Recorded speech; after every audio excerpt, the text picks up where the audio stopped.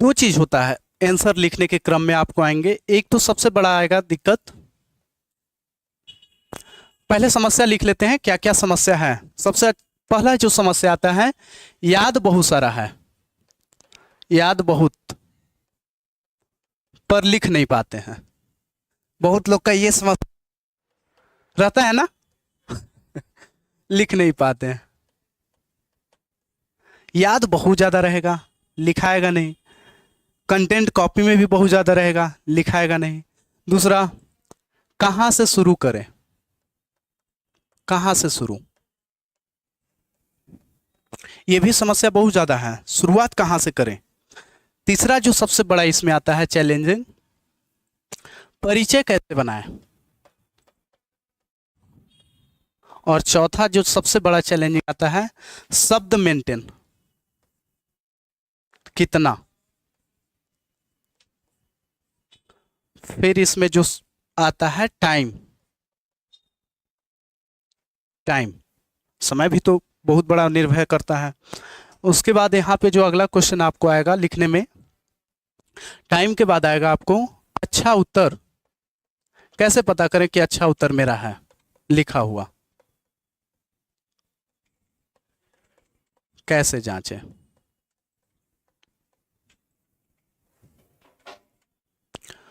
उसके बाद मैप का प्रयोग करें या नहीं, मैप का प्रयोग, अंग्रेजी शब्द,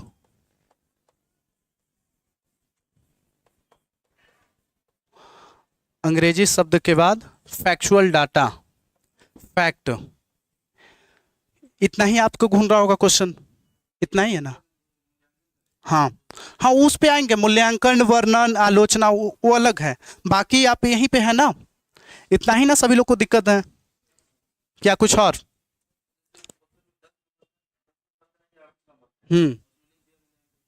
उस पे आएंगे, मूल्यांकन, वर्णन, आलोचना, समालोचना, निष्कर्ष, वो अलग है, वो शब्द ही अलग है।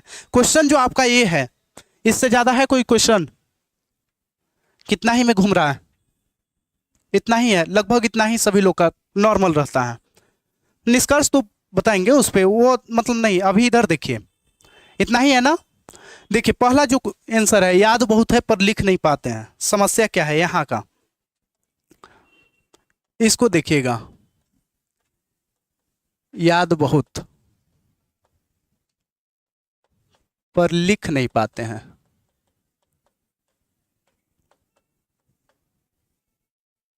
देखिए हमेशा कहीं भी आप पढ़िएगा, यहाँ ही नहीं बल्कि कहीं संस्थान में पढ़िएगा, तो वहाँ पे आपको नोट्स मिलेंगे, बिल्कुल मिलते हैं, या फिर लिखवाएंगे। हमारे जैसे रहेंगे तो लिखवा देंगे। लिखने से क्या होता है, दो चीज़ों में आप नोट्स एक पढ़ते हैं, एक लिखते हैं। लिखने से क्या होता है, हमारा माइंड उसको रीड करता है, लिखते लिखते आपका माइंड पढ़ता है। बायोलॉजी पढ़ते होंगे, जानते भी होंगे, हमारा माइंड लिखने के क्रम में ज़्यादा एक्टिव होता है। दूसरा चीज़, हम कहीं से जब नोट्स उठा करके लाते हैं, कहीं से कोई भी संस्थान का, वो जो नोट्स होता है उनके टीचर के द्वारा या फिर 2-3 एक्सपर्ट के द्वारा बनाया जाता है। ठीक है, वो एक्सपर्ट अपने दिमाग के हिसाब से बनाते हैं, अपना उनका तरीका होता है। हमारा दिमाग, आपके दिमाग, दोनों में बहुत ज़्यादा अंतर होगा, बहुत ज़्यादा अंतर होगा। ये अंतर 1-2% नहीं बल्कि हज़ारों % का मायने रखेगा। आपका सोचने का तरीका, आपका बोलने का तरीका, हमें सोचने का तरीका, बोलने के तरीके में बहुत ज़्यादा डिफरेंस होगा। दूसरा चीज़, कभी कभी लगता होगा कि टॉपर के नोट्स देख लेंगे, सिलेक्शन वहाँ से मिल जाएगा। ऐसा होता है ना कभी कभी कि टॉपर नोट्स दिख लिए, उसका आंसर राइटिंग किस तरह से है। हाँ, वहाँ से हमें सीखने को मिल सकता है कि किस पॉइंट को कहाँ लिखा जाए, वो प्राप्त हो सकता है। लेकिन कभी भी किसी का नोट्स उपयोग, समझ रहे हैं ना, अपने संस्थान का ही उपयोग करना चाहिए। कारण क्या है, क्योंकि जो टीचर आपको पढ़ा रहे हैं वो नोट्स दिए, वो नोट्स दिए तो आपको उसी टाइप में वहाँ पे जिस संस्थान में पढ़ रहे हैं वहाँ पे आपको समझाएंगे, तो दोनों का लिंकअप बन जाएगा। नोट्स और आपके दिमाग और टीचर के दिमाग, तीनों का लिंकअप हो जाएगा। नोट्स पढ़ने में फिर आपको इंटरेस्ट आएगा, होता है ना। दूसरे जगह के नोट्स लेके आएंगे, वहाँ के विदाउट समझे हुए, और फिर आप घर पे पढ़ेंगे तो लिंक बन पाता है। कभी ऐसा देखे है ना करके लिंक नहीं बन पाता है। कारण क्या है? क्योंकि उनका तरीका लिखने का, उनका समझाने का तरीका अलग हो जाता है। तो हमेशा इन चीज़ों में याद रखिएगा, हमेशा अपने नोट्स, अपने अगर खुद के लिखा हुआ है तो और भी बेहतरीन हो जाता है। और उस नोट्स को किताब पढ़ने से ज़्यादा आप क्या करेंगे? उसको पढ़ें। किताब पढ़ने से ज़्यादा उस नोट्स को पढ़ें जिस नोट्स को आप लिखे हैं या फिर जो आपके संस्थान के द्वारा दिया गया है। किताब पढ़ने से ज़्यादा, इसका मतलब ये हुआ कि अगर आप किताब पढ़ रहे हैं 2 बार 3 बार, तो उससे ज़्यादा आपको उसको पढ़ना है। ज़्यादा ज्ञान के चक्कर में पीएचडी हो जाता है, और पीएचडी हमारे एग्जाम खोज नहीं रहा है। लिखना कितना है? 150 शब्द, और 150 शब्द का मतलब होता है अच्छा उत्तर। अच्छा उत्तर का मतलब होता है 120 से 25 शब्द। 150 शब्द का मतलब 150 शब्द नहीं लिखना है हमें। एक अच्छा उत्तर अगर आप 110 शब्द में भी लिख के चलाए ना, तो 150 के बराबर वो मायने रखता है। लेकिन हाँ, बशर्ते वो अच्छा उत्तर होना चाहिए। 110 90 भी लिख के आएंगे तो आपको उतना ही, थोड़ी बहुत मार्क्स में अंतर होगा, लेकिन वेटेज बहुत अच्छा मिलेगा। ऐसा ना कि उसको 10 मिल गया तो आपको 2 मिलेगा, ऐसा कभी नहीं होगा। समझ पा रहे हैं ना? यानी कि शब्द आपका पकड़ होना चाहिए। अब क्या होता है कि कंटेंट बहुत सारा है, याद भी बहुत सारा रहता है, शुरुआत कहाँ से करें? शुरुआत करने का जो सबसे बेहतरीन तरीका होता है, क्वेश्चन आप देखिए। क्वेश्चन देखें। हमारा जो जनरल प्रारंभिक तरीका चलता है कि क्वेश्चन देखे, जो 10वां 12वां में चलते रहता था ग्रेजुएशन में।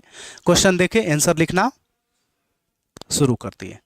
उससे क्या होता है कि आप कभी देखिएगा निबंध लिखे हैं 10वां में या 12वां में, कभी निबंध लिखे होंगे, तो निबंध 4 या 5 आता था, आज भी 4 या 5 आते ही होंगे। तो निबंध में आपको हर एक टॉपिक लगता होगा कि लिख देंगे, सामाजिक न्याय लिख देंगे, शराबबंदी लिख देंगे, कंप्यूटर लिख देंगे, गणतंत्र दिवस लिख देंगे। अब पता चल रहा है कि जब 5 लाइन लिखे या 7वां लाइन लिख रहे हैं तो 8वां लाइन गायब है कि अब क्या लिखें। समस्या यहाँ खड़ा हो जाता है। तो सबसे पहले जो क्वेश्चन मिल रहा है उसमें पकड़ देखिए, क्योंकि जो एग्जाम है हमारा उसमें दिया रहता है कि अथवा ये क्वेश्चन लिखिए, ऐसा रहता है ना। आप ये क्वेश्चन नहीं लिखना चाह रहे तो ये क्वेश्चन लिखिए।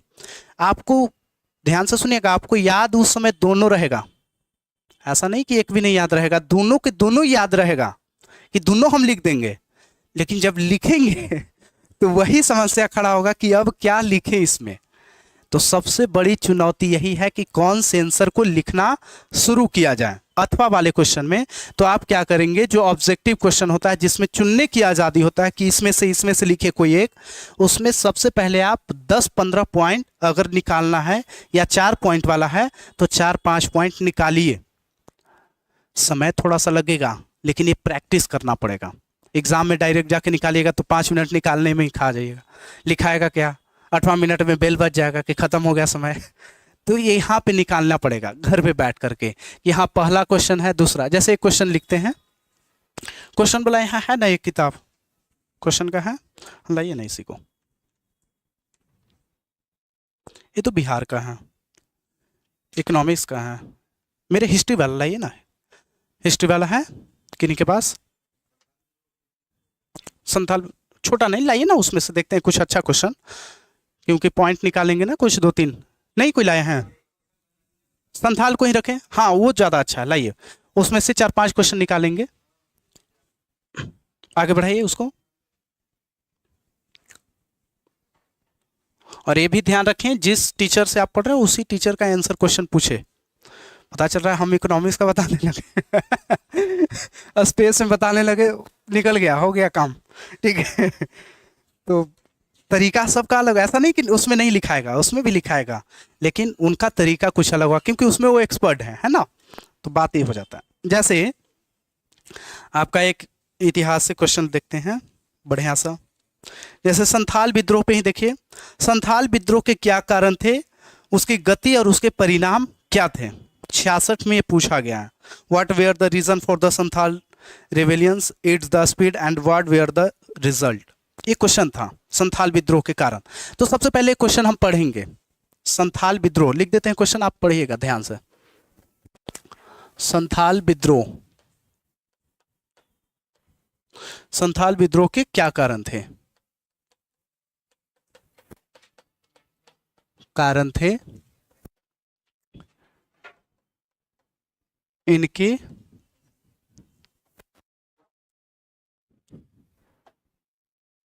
इनके गति व परिणाम है परिणाम।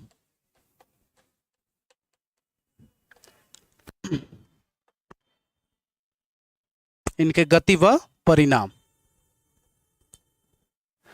देखिएगा, हैंडराइटिंग मेरा भी उतना ठीक ना है, लेकिन इतना है कि कॉपी पे लिखेंगे तो पढ़ लेगा बाकी। आप समझिएगा, संथाल विद्रोह के क्या कारण थे, इनके गति व परिणाम। क्वेश्चन पढ़ने का तरीका आप एक बार में ना समझ में आए, 2 बार पढ़िए, ये घर पे प्रैक्टिस करने का चीज है। संथाल विद्रोह, और आराम से, प्लेन छूट नहीं रहा है, कहीं जाना है नहीं, ऑफिस का मीटिंग है नहीं, तो क्यों हम इतने स्पीड में रहेंगे कि दूसरे को तकलीफ हो जाए। तो संथाल विद्रोह के क्या कारण थे, देखिएगा ये पूरा लिंक है ना, ये पूरा शब्द एक बना रहा है, एक पूरा एक बना रहा है पॉइंट। संथाल विद्रोह के क्या कारण थे। अब आपको संथाल पता रहेगा तो विद्रोह के कारण भी याद हो जाएगा। संथाल के बारे में जानकारी रहेगा तब तो कारण याद आएगा। तो सबसे पहले इस टॉपिक में आपको संथाल के बारे में जानकारी होना चाहिए, संथाल के बारे में जानकारी होना चाहिए। दूसरा विद्रोह है, याद रखेंगे विद्रोह, अलग अलग शब्द का मतलब भी अलग अलग हो जाता है। विद्रोह यानी कि क्रांतिकारी घटना, आंदोलन, अहिंसात्मक घटना। तो ये विद्रोह, फिर कारण क्या थे, तो कारण आपको हम बताएं कि ये जो शब्द है, ये जब आप कॉपी देखिएगा तो लगभग 1000 शब्द मिल जाएगा इसका आंसर लिखा हुआ है ना, लिखाया हुआ 1000 से कम नहीं लिखवाए हमने, बहुत सारा लिखवाए हैं इसमें पॉइंट आपको। तो जब मुख्य कारण है, कोई भी विद्रोह का जो कारण होता है या आंदोलन का, सामाजिक कारण होगा, धार्मिक कारण होगा, आर्थिक होगा और राजनीतिक, ये होगा, क्योंकि यही पे इर्द गिर्द घूमता है कोई भी विद्रोह। घर का भी विद्रोह देखिए, माता पिताजी में कभी लड़ाई होगा तो क्या होगा, सामाजिक यानी घर का कारण हो जाएगा। पुत्र को ज़्यादा प्रॉफिट, पुत्री को कम हो रहा है तो पिताजी की तरफ शिकायत ज़्यादा होगा, तो ये कारण बन जाएगा विद्रोह का। तो ये जो देखिए, विद्रोह हमेशा घूमेगा समाज की ओर, धार्मिक और राजनीति। कुछ कुछ विद्रोह में क्या होता है कि यहाँ पर आपको भौगोलिक जिम्मेवार होगा, यानी वहाँ के भूगोल को लेकर के, कुछ स्थान को लेकर के विद्रोह होता है। जैसे सबरीमाला जो विवाद है केरल का, वो स्थान को लेकर के विवाद है, स्थान को लेकर के विवाद है, तो वहाँ पे राजनीति भी आ जाता है। राजनीति भी वहाँ के लोग करना शुरू कर देते हैं उस मंदिर को लेकर के, कि यहाँ पर इतने साल से इतने साल के बीच में जो व्यक्ति होगा, महिला खास करके, उनकी प्रवेश, तो राजनीति हो जाता है वहाँ पे। हम सत्ता में आएंगे तो प्रवेश, ये सब चलना शुरू हो जाता है। हम सत्ता में आएंगे तो राम मंदिर बना देंगे, नहीं आएंगे तो बाकी नहीं बनेगा। तो ये जो राजनीति चलना शुरू है तो राजनीति भी आ जाएगा, और धर्म से जुड़ा हुआ है तो धार्मिक भी आ जाएगा। यहाँ पे आर्थिक का महत्व उतना नहीं रह जाता है। तो आपको इतना समझ में आना चाहिए क्वेश्चन के पैटर्न से कि कौन से क्वेश्चन में किस पॉइंट को हटाना है, किस पॉइंट को जोड़ना है। अगर धार्मिक की जगह आर्थिक ज्यादा महत्व दिखा रहा है तो सबसे पहले हम लिखेंगे कि इस क्रांति के आर्थिक पहलू, अनेक कारण थे, इस क्रांति के अनेक कारण थे जिनमें मुख्य कारण आर्थिक था। कभी भी ऐसा ना करेंगे कि इस क्रांति के सर्वप्रमुख कारण यही है, आर्थिक ही है। क्रांति के अनेक कारण, क्योंकि पक्ष उसका बहुत सारा रखा जा सकता है, लेकिन उनमें जो सर्वश्रेष्ठ मुख्य कारण है वो क्या है, आर्थिक कारण। वहां से हम पॉइंट को शुरू करेंगे, क्योंकि डिमांड वही कर रहा है। अगर कोई पूछेगा कि 1857 की क्रांति के आर्थिक स्वरूप को बताएं, आर्थिक कारण को बताएं, तो राजनीतिक पर चर्चा करेंगे। हम लिखेंगे आंसर में कि 1857 की क्रांति के अनेक पहलू थे या अनेक कारण थे, जिनमें एक प्रमुख कारण आर्थिक कारण भी थी। डायरेक्ट आर्थिक कारण पे पॉइंट बाय पॉइंट करके समाप्त कर देंगे। क्यों हम लिखेंगे कि मंगल पांडे इसमें आए, वीर कुबस आए, हमको क्या मतलब है उनसे। हमारा जो फॉर्मेट कह रहा है आंसर का, वही फॉर्मेट में रहना है, उससे बियॉन्ड लिख लीजिए, समझे। तो हमें क्या करना है, इसमें पहचानना है। फिर एक और कारण क्या आ जाता है, सांस्कृतिक। सांस्कृतिक भी कभी कभी जुड़ा हो जाता है, और सांस्कृतिक किससे जुड़ा होता है, पुराने चीजों से, धर्म से जुड़ा होता है। और सांस्कृतिक आपका एक दिन का नहीं होता है, बहुत लंबे समय से चलते आता है। तो संथाल विद्रोह के क्या सांस्कृतिक कारण बन सकते हैं? बिल्कुल बन सकते हैं। संथाल विद्रोह में सांस्कृतिक कारण भी है। उनकी जो नीति है, उस नीति में ब्रिटिश सरकार की हस्तक्षेप हुआ। तो आप जब भी इस क्वेश्चन को देखें तो क्या करना है, सबसे पहले संथाल के बारे में जानकारी है या नहीं है। जानकारी रहेगा तभी लिखाएगा, जानकारी ना रहेगा तो कितना भी जान जाएंगे कि इस तरह से लिखना है, नहीं लिखा पाएगा। संथाल के बारे में कुछ जानकारी जो परिचय के रूप में आपको काम करेगा। जब भी क्वेश्चन का प्रथम शब्द होता है वो परिचय के कारण बनता है, परिचय के पॉइंट बनता है।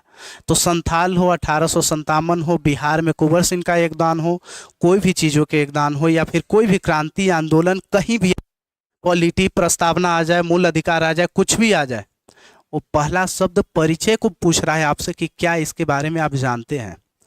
तो प्रथम शब्द जो रहता है परिचय को इंडिकेट करता है। क्लियर है? यानी संथाल जब भी रहेगा तो थोड़ी सी संथाल पर हम चर्चा करेंगे कि संथाल क्या है। अब ऐसा नहीं कि अनावश्यक संथाल में कुछ पॉइंट को एक लाइन, दो लाइन, हाँ बस ऐसे ही एक दो लाइन का, ज्यादा आपसे वो पूछ नहीं रहा है, क्योंकि और भी तो सेगमेंट इसमें है। सभी सेगमेंट मिला के 120 शब्द होना चाहिए। 120-30 जा रहे हैं तो ठीक है। देखिए कुछ लोग को लगता है हम 150 लिखेंगे, अच्छी बात है, आप 150 लिखिए, 150 में 150 शब्द लिखिए, 160 लिखिए, अगला क्वेश्चन जाएगा, आपका टाइम खत्म हो जाएगा। ये भी तो देखना है, समय भी तो देखना है ना। तो 120 हम कहे नहीं वैसे शब्द को चयन करके पहले से ही रखें। और आपका जो एग्जाम है वो ट्रेंड ये है कि ये वाला पढ़ के जाते हैं तो ये वाला हूबहू आता है। सेकेंड टॉपिक में थोड़ी बहुत दिक्कत होती है, लेकिन जो ट्रेंड है कि इतना ही से हम पूछ रहे हैं, हमेशा देखते हैं संथाल मुंडा चल रहा है, तो कहे नहीं हम इसी पे 10 पॉइंट निकाल के तैयार रखते हैं कि जब भी कोई 12 बजे भी पूछे तो फटाक से निकल जाए 5 पॉइंट, आसानी होगा ना।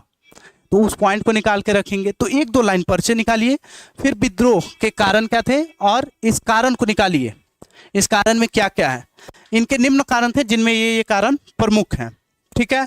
फिर इसकी गति, रफ्तारी था, इसमें रफ्तार था, किस दूसरे क्षेत्र को प्रभावित किया या नहीं प्रभावित किया। तो जब आप पढ़े रहेंगे तो आपको पता चलेगा कि ये दूसरे क्षेत्र को प्रभावित किया है या नहीं किया है। जानकारी, हाँ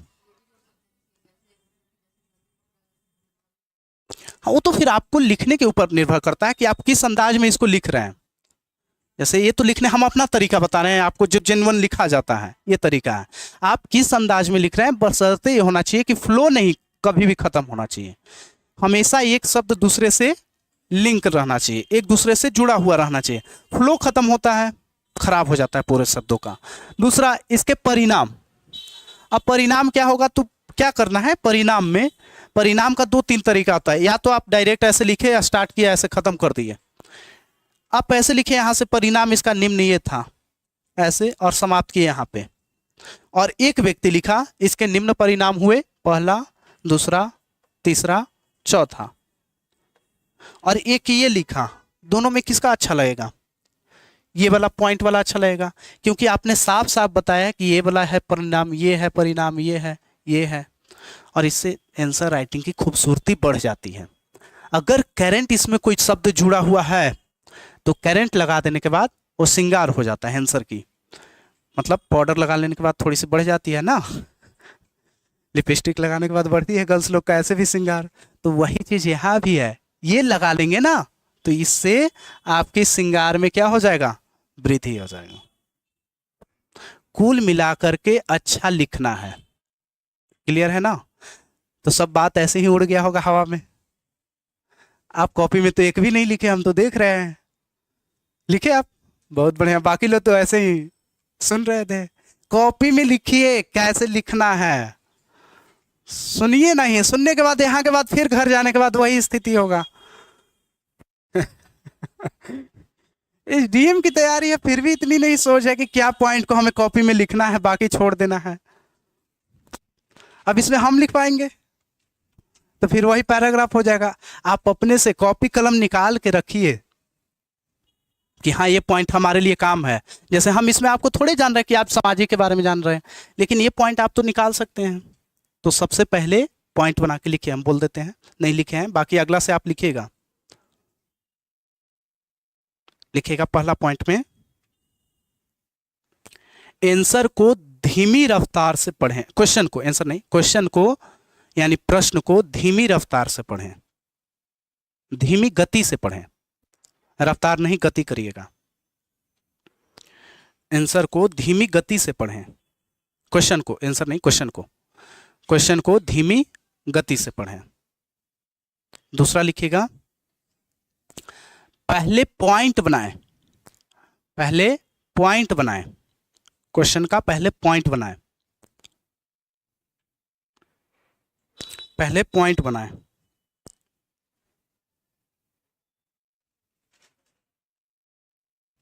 पहले पॉइंट बनाएं, लिख लिए, 2 पॉइंट हो जाएगा। पॉइंट बनाएं, ब्रैकेट कर लीजिए, ब्रैकेट कर लीजिए, सामाजिक, धार्मिक, राजनीतिक व आर्थिक, सामाजिक, धार्मिक, राजनीतिक, कॉमा आर्थिक वर्ण करिएगा, कॉमा भौगोलिक, कॉमा सांस्कृतिक व आर्थिक कर लीजिएगा।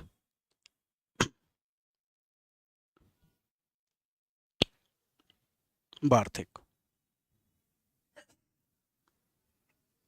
लिख लिए, हो गया ना, ये प्राकृतिक हो गया। अब जो दूसरा है आपका, ये यहाँ तक क्लियर है ना सभी लोग को? पहला में तो आप लिख सकते हैं ना, ट्राई कर सकते हैं। तो क्या करना है, सबसे पहले क्वेश्चन को धीमी गति से 2-3 फॉर्म में ब्रेक कर लीजिए क्वेश्चन को। जब वो भी ज़्यादा दिक्कत हो तो 2-3 फॉर्म में ब्रेक, और ज़्यादा भी ब्रेक ना करना है। अनावश्यक ब्रेक से पता चलता है कि फिर यहाँ लिखें कि यहाँ लिखें, यहाँ फंस जाइएगा। संथाल, फिर विद्रोह, फिर कारण, फिर परिणाम, गड़बड़ हो जाएगा। ज़्यादा भी ब्रेक उचित नहीं होता है, ब्रेक उतना ही करिए, क्योंकि अब छोटे बच्चा थोड़े हैं कि हर एक शब्द का मीनिंग आप निकाल रहे हैं। एक बार पढ़िए, उसका अर्थ निकालिए। इससे क्या होगा कि आप में लिखने की स्पीड बढ़ेगी, और हर एक में ब्रेक करते रहेंगे और उसका 1-1, 2-2 पॉइंट निकालेंगे तो समय खा जाएगा एग्जाम के समय, और एग्जाम के समय बहुत बड़ा, ठीक है ना, तो वो इसलिए बचिएगा। लिखा जाएगा ना सभी लोग को? दूसरा है, ये तो हो जाएगा ना सभी लोग को? याद बहुत है, लेकिन इसमें काम क्या करना है, पॉइंट निकालना है, पॉइंट निकाल करके लिख लेना है। इससे आपका समस्या क्या खत्म हो जाएगा कि जो बोझिल रहेगा याद, वो बच जाएगा, लिखने से आप बचेंगे। लिखा जाएगा ना? दूसरा, कहाँ से शुरू करें, तो वही पॉइंट परिचय, तो लिखेगा दूसरा पॉइंट, कहाँ से शुरू करें, कहाँ से शुरू करें, लिखेगा कहाँ से शुरू करें,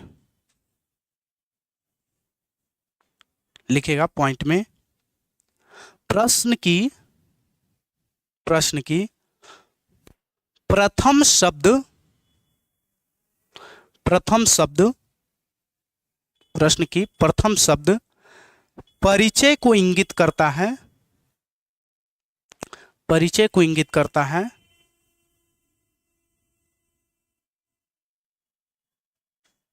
दूसरा पॉइंट लिखेगा, परिचय में अनावश्यक शब्द का उपयोग ना करें, परिचय में अनावश्यक शब्द का उपयोग ना करें, जैसे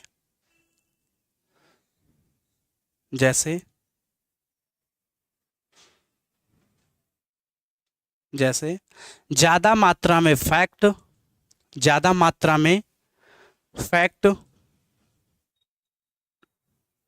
ज्यादा मात्रा में फैक्ट, हाँ फैक्ट लिखिए, में ही लिखिए फैक्ट, कारक जिसको बोलते हैं, तो कारक यहाँ समझ में ना आएगा, आंसर लिखने में कारक ही लिखेंगे, ठीक है। लेकिन अभी जो हम लोग लिख रहे हैं, तो ज़्यादा मात्रा में फैक्ट लिखे, ज़्यादा मात्रा में कारक, ब्रैकेट बंद कर लीजिएगा। तो क्या करना है, फैक्ट। अब देखिए, जो कॉपी मिला था हमें, उसमें अधिकतर लोगों का अत्यधिक लिखा हुआ है, अनावश्यक शब्द है जिसका कोई मतलब बनता नहीं, आंसर से कोई भी शब्द नहीं बनता है, तो क्यों हम उस शब्द को लिखें, उसको क्यों तकलीफ दें पढ़ने में। तो वो चीज़ों से बचना है। लिखा जाएगा, कहाँ से शुरू करें, पहले परिचय, और परिचय कहाँ रहेगा हमें पता चलेगा, प्रश्न के प्रथम शब्द। कहीं भी कभी भी कोई भी प्रश्न आप देखिए, उसका प्रथम शब्द यही बताएगा आपको। जो कुछ क्वेश्चन होंगे जो बहुत ही हाई प्रोफाइल क्वेश्चन रखते हैं, उनमें प्रथम शब्द परिचय को नहीं दर्शाता है। आप इस क्रांति से कितना सहमत हैं आप इस क्रांति से कितना सहमत हैं कि बंगाल का जो विभाजन हुआ वो 1857 का परिणाम था। या फिर स्वदेशी आंदोलन हुआ जो बंगाल विभाजन का परिणाम था।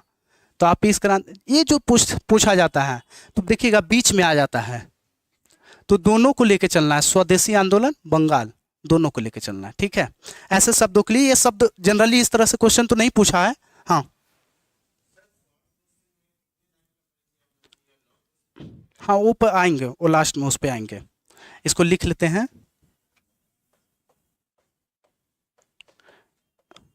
आंसर इसी में आ जाते हैं, यहीं पे परिचय में ही, शॉर्ट में, जिसमें आपका ट्रेंड है 8 और यही चलता है, लॉन्ग में 38 चल रहा है। तो ये जो ट्रेंड है, यहाँ पे आप देखिएगा ये नंबर ज़्यादा है, यहाँ नंबर कम है, और यहाँ कम होने का मतलब क्या करना है, या तो यहाँ पे टिप्पणी रहेगा, या तो यहाँ पे मूल्यांकन करने के लिए रहेगा, या संक्षिप्त उत्तर देने के लिए रहेगा, इस शब्द का प्रयोग करेगा। तो इस तरह से क्वेश्चन में हमें जो शॉर्ट आंसर है, शॉर्ट आंसर में ज़्यादा से ज़्यादा 2, 3, 3.5 लाइन का परिचय बनाइए। 2, 3, 3.5, इससे ज़्यादा न जाइए, क्योंकि लिखना कम में है। तो परिचय शॉर्ट आंसर में लिख लीजिए, शॉर्ट क्वेश्चन में परिचय 3 से 3.5 लाइन का होना चाहिए। अब ऐसा ना कि 3.5 के बाद हम ना बढ़ेंगे, अगर लग रहा है कि शब्द कुछ जोड़ने से हमारा आंसर बढ़िया बनेगा तो बढ़ाना भी है, अगर लग रहा है कि शब्द जोड़ने से खराब हो जाएगा तो 3.5 से बैक भी हो जाना है। हाँ बिल्कुल, हाँ परिचय में दोनों आयाम को, जो प्रथम आयाम है उसमें ज़्यादा रहेगा, उस पर जैसे आलोचना में वो क्वेश्चन आता है, आलोचना ये शब्द अभी आएंगे हम, लिखें तो परिचय में क्या लिखें, हाँ परिचय में 3 से 3.5 शब्द शॉर्ट आंसर में ही, शॉर्ट क्वेश्चन में लिख लिए। लॉन्ग क्वेश्चन में, लॉन्ग क्वेश्चन में निष्कर्ष अंतिम शब्द में वो सब देखेंगे। लॉन्ग क्वेश्चन में परिचय, लॉन्ग क्वेश्चन में परिचय अपने पॉइंट के अनुसार दें, अपने पॉइंट के अनुसार दें।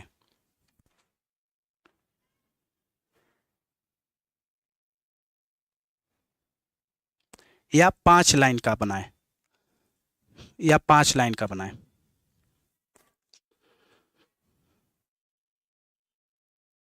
या 5 लाइन का बनाएं, लिख लिए। देखिए लॉन्ग क्वेश्चन का जो होता है ना, उसमें तो आपको पॉइंट निकालना पड़ेगा, क्योंकि 38 नंबर है, और 38 नंबर में बिना पॉइंट निकाले आपसे लिखाएगा नहीं, तो उसमें पॉइंट निकालेंगे तो आप कितने पॉइंट निकाल रहे हैं डिपेंड करता है इस पे परिचय। अगर आप 5 पॉइंट निकाल रहे हैं तो इसका मतलब आप 5 पॉइंट में गहरा जानकारी होगा, बहुत ज़्यादा जानकारी होगा। अगर आप 10 निकाल रहे हैं, इसका मतलब ये हुआ कि आप हर एक पॉइंट में 2 या 3 लाइन ही लिखेंगे, ज़्यादा आप नहीं लिखने वाले हैं, यही होगा ना। अगर 5 पॉइंट लिखेंगे तो फैलाना भी है शब्द को, तो इसका मतलब है कि अगर पहला हम पॉइंट लिख रहे हैं उसमें 5 लाइन लिखेंगे, 5 पॉइंट निकाले तब तो जा करके 25 लाइन होगा, और 25 लाइन यानी कि फिर बढ़ेगा कॉपी मेरा। तो पॉइंट के हिसाब से अगर 10 पॉइंट निकाल रहे हैं तो 2-3 लाइन का लिखेंगे आप, क्योंकि आप निकाल रहे हैं तो आप समझेंगे कि कितना हम लाइन पहला लिखेंगे। कुछ लोग क्या करते हैं इसमें गलती, कि 5 पॉइंट निकालें और 5 पॉइंट निकाल करके पहला में वो चल गए 10 लाइन, दूसरा गए 5 लाइन, तीसरा गए 3 लाइन, चौथा गए 2 लाइन, और 5वां जाते जाते लाइनें नहीं बचा, चाहे 1 लाइन बच गया, कि अब 1 लाइन में ही ख़त्म कर देंगे। ये क्या हो जाता है ना कि एक तरफा झुक जाता है। पहले आप खूब स्पीड में चले और अचानक आकर के रुक जा रहे हैं, एक तरफा नहीं झुकना है हमें। जैसे बैलेंस यहाँ बनाना है कि 5 लाइन लिख रहे हैं, तो यहाँ भी कोशिश करिए कि ज़्यादा से ज़्यादा 4.5 में,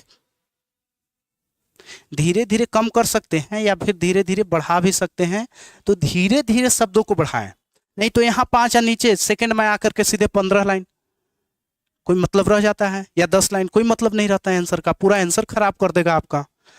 तो ये जो लाइनिंग होता है ना, इसमें कुछ पॉइंट का हिसाब किताब रखा जाता है, आप कितने पॉइंट निकाले हैं, 2 पॉइंट निकाले या 10 पॉइंट निकालें, उसके हिसाब से आंसर यहाँ पे परिचय बनाइए। अगर 5 पॉइंट निकाले हैं तो थोड़ा परिचय बड़ा लिखेंगे, क्योंकि आपको कॉपी भी भरना है, तो परिचय थोड़ा बड़ा। 10 पॉइंट निकाले हैं क्योंकि आपने सोच लिया है कि 10 पॉइंट हम निकाले हैं, इसका मतलब हम उस हर एक पॉइंट में 5-5 लाइन इंगित करेंगे, या हर एक पॉइंट में 4-4 लाइन इंगित करेंगे, तो हमारा परिचय थोड़ा शॉर्ट रहेगा तो चल जाएगा। लेकिन जब पॉइंट कम निकाले हैं तो परिचय थोड़ा हो जाएगा। तो ये परिचय के हिसाब, शब्द कितना, वही 150 शब्द है, तो 120 के आसपास खत्म करिए। लिख लीजिए 150 शब्दों में 120, 115 अच्छे शब्दों के साथ, नीचे लिखिएगा जरूर, अच्छे शब्दों के साथ, अच्छे शब्दों के साथ,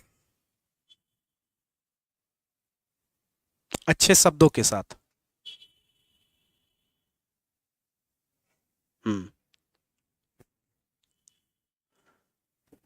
और इसी में लिख लीजिए अनावश्यक शब्द से बचें, अनावश्यक शब्द से बचें, अच्छे शब्दों के साथ और अनावश्यक शब्द से बचें। लिख लिए, अनावश्यक शब्दों से बचें। इसी में लिखेगा उर्दू, उर्दू, उर्दू, उर्दू, कठिन शब्द,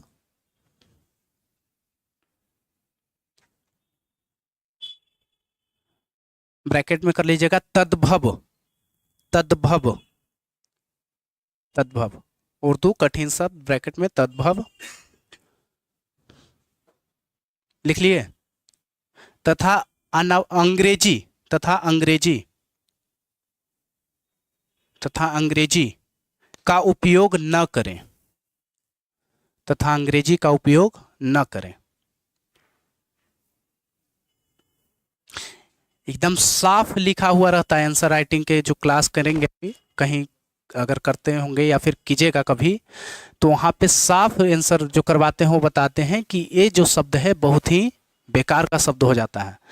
जैसे उर्दू का शब्द आप देखिएगा, पेपर पढ़ते होंगे तो बहुत ही कठिन शब्द रहता है, पढ़े हैं उर्दू का, तो उर्दू वाला शब्द नहीं, हिंदी में जिसका उपयोग चल रहा है, उर्दू के शब्द हिंदी में उपयोग चल रहा है, वैसे शब्दों का उपयोग से बचना है। जैसे आप एक शब्द लिखे थे भयावह, भयावह इंगित करता है या भयावह कुछ शब्द लिखे थे कोई, तो ये जो शब्द हो जाता है ना, इससे क्या होता है, थोड़ी सी तकलीफ हो जाता है, ऐसे शब्दों से बचना है। तद्भव शब्द क्या होता है, तो तद्भव जो शब्द होता है कठिन शब्द होता है, और उस कठिन शब्द में जैसे आप यूपीएससी का कभी कभी देखिएगा या फिर पीसीएस का ही देखिएगा, उसका जो हिंदी रूपांतरण है, कोई इंग्लिश शब्द है और उसका गूगल पे ट्रांसलेट करिए और उसका जो हिंदी आएगा, लगेगा कि पहला बार हम सुन ही रहे हिंदी। कभी ऐसा हुआ है? तो लगता है कि मंगल ग्रह से हिंदी अनुवाद किया गया है, इतनी भयानक हिंदी आ जाएगा। और ये हिंदी फिर क्या करेगा, जब एग्जामिनर के पास जाएगा, आप लिखे और एग्जामिनर के पास गया, क्या वो ट्रांसलेट करने के लिए बैठा हुआ है लेकर के गूगल? नहीं बैठा हुआ है। और उसको जब समझ में नहीं आएगा तो क्या होगा, मेरा आंसर खराब कर देगा। वो कितना भी हम बढ़िया लिखेंगे लेकिन एक शब्द मेरा खराब कर देगा, एक शब्द भी उसको खराब लगा तो पूरा खराब वो कर देगा। तो हम काहे उस शब्द को लिखेंगे जिससे उसका मानसिक खराब हो? कुल मिलाकर के हमें उससे प्रभावित करना है, उसी के इर्द गिर्द घूमना है। तो ये शब्द से हमें बचना है, यानी सरल शब्द। अब सरल शब्द में देसी भाषा का शब्द जो प्रतिदिन चल रहा है, अनावश्यक वो शब्द भी बचना है, प्रतिदिन वाले शब्द से बचना है। जैसे एक शब्द अभी आप लिखे हुए थे भले किया, भले बुरे किया, ये सब जो शब्द है ना, ये सब शब्दों से, जैसे पैदा किया, ये सब शब्द क्या है, ये आप डेली यूज कर रहे हैं ना। इसी के जगह पर पृष्ठभूमि या कुछ और आप उसके जगह पर पढ़ के देखिएगा तो कुछ नया शब्द आपके जरूर बनेगा, वो शब्द लिखिए।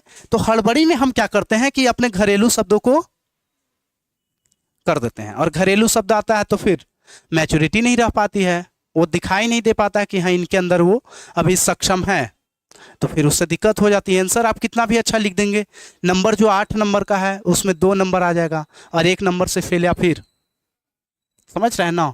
तो क्यों हम वो शब्द, घरेलू शब्द भी बचना है। अनावश्यक इंग्लिश, जहां आपको लगे कि अंग्रेजी शब्द ही हमारे लिए बेहतर होगा, जैसे एक शब्द आता है पैट्रियार्की, पिता का शासन या पुरुष का शासन, पितृसत्तात्मक। अब मान लिया जाए कि ये शब्द है, ये शब्द हमें कठिन लग रहा है, नहीं लिखा पाएगा, या फिर हो सकता है एग्जामिनर इसको थोड़ा सा समझने में उसको अस्पष्ट लगे कि पितृसत्तात्मक क्या कह रहा है। ऐसा तो समझ जाएगा क्योंकि एग्जामिनर का प्रतिदिन का काम है, लेकिन ये शब्द लिख दिए तो क्या दिक्कत है, तो अंग्रेजी शब्द उस शब्द का उपयोग करें जहां पे हिंदी कठिन शब्द है। समझ पा रहे हैं?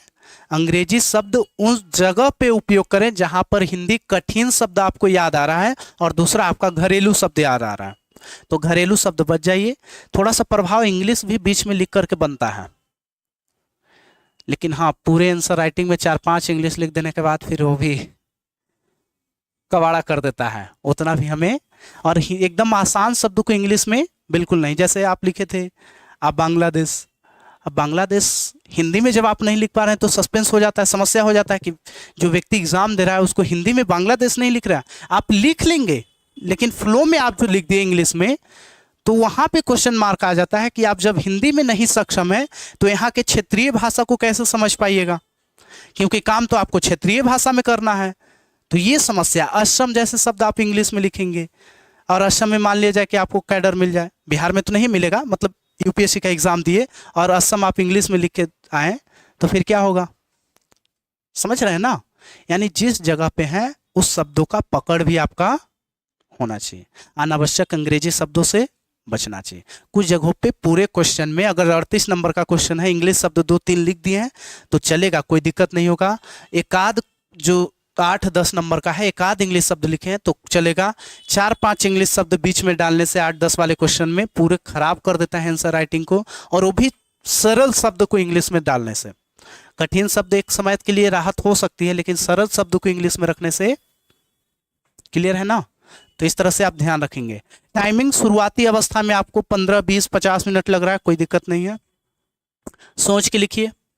आंसर राइटिंग जब भी करिए तो एक बार अपने कॉपी या नोट्स जिस टॉपिक पे कर रहे हैं उसको एक बार जरूर पढ़िए, क्योंकि अभी आप एग्जाम देने नहीं जा रहे हैं। तो एग्जाम देने नहीं जा रहे हैं तो आपका अगर 1-1 घंटा लग गया तो क्या दिक्कत है? हम घर पे बैठ के लिख रहे हैं, है ना? अचानक तो हम 20 साल का है यहाँ पे लिखने का प्रैक्टिस नहीं है, सीधे 10वां के बाद लिख रहे हैं, और वो भी 10वां में खाली कॉपी भरना होता है कि लिख दिए मास्टर साहब दे देंगे आंसर, इतना नंबर का है तुम्हारा, इतना मिल गया। फिर ग्रेजुएशन आते आते वही भरने वाला पेज हो जाता है, इतना पेज भरे हुए हैं। तो कहीं भी कोई ऑब्जेक्शन लगाने वाला व्यक्ति है नहीं कि आप ऐसे लिखे हैं आपका नंबर इतना कट जाएगा, तो ये ऑब्जेक्शन नहीं लग रहा है। तो हमें आदत होती है और आदत को ब्रेक करना है शब्दों के साथ, फॉर्मेट के साथ, तो वो सब क्या होगा? खराब कर देगा। तो टाइमिंग आप जितना लीजिए, आप घर पे बैठ करके लिखिए 1.5 घंटा 2 घंटा, जब तक आपको लगे कि हाँ 120 शब्द इतना देर में हो जाएगा, लिखिए आराम से। जो शुरुआती लिखने वाले हैं उनको शब्द अगर भूल जाएं लिखते लिखते तो कॉपी के नोट्स निकाल करके उसमें से भी देख के लिखिए, ताकि लिखने से क्या होगा कि आपको अगला बार जब उस क्वेश्चन को लिखेंगे तो उस जगह पे वो पॉइंट याद आ जाएगा, जो नोट्स वाला आप लिखे थे वो पॉइंट याद आएगा, फिर आप उसको लिख लीजिएगा। शॉर्ट क्वेश्चन में आप ज्यादा से ज्यादा, अगर रफ्तार आपका बेहतर है तो ज्यादा से ज्यादा 4.5 मिनट 5 मिनट जा रहा है तो कोई दिक्कत ना है। लॉन्ग में आप समय के हिसाब से वहां देखिए, मेन डिपेंड करता है आप वहां कितने समय में लिख रहे हैं। कभी कभी क्या होता है ना कि 150 शब्दों में अगर 150 पुराना है तो 7 मिनट भी लग जाता है। अब समय बचा हुआ मेरे पास तो आराम से लिखेंगे, और नहीं तो कभी कभी क्या होता है ना कि समय कम गया और 4 मिनट बचा हुआ है, 2 क्वेश्चन बचा हुआ है लिखने के लिए, तब क्या करेंगे? तब 150 शब्द का इंतजार करेंगे, छोड़ के आएंगे? छोड़ेंगे? छोड़ना तो एक भी नहीं है, चाहे प्राण निकल जाए लेकिन छोड़ेंगे नहीं।